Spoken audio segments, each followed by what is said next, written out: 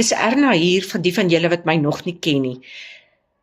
Is jy ernstig om geld online te maak?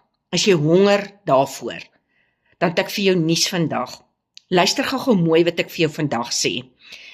Hierdie digitale besigheid is iets wat werk. As jy bereid is om te werk, as jy jou kant bring, as jy doen wat van jou verwag word, as jy die ekstra myl loop, want onthou dis jou besigheid, dan werk dit.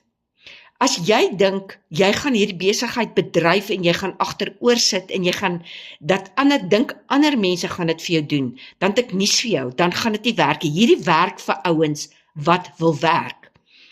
Dit werk vir my, want ek het besluit, ek daag op. Ek werk my 2 ure en meer 'n dag, want dit gaan nog bietjie stadig, want ek is nog nie. Maar kyk hier, ek kry dit reg.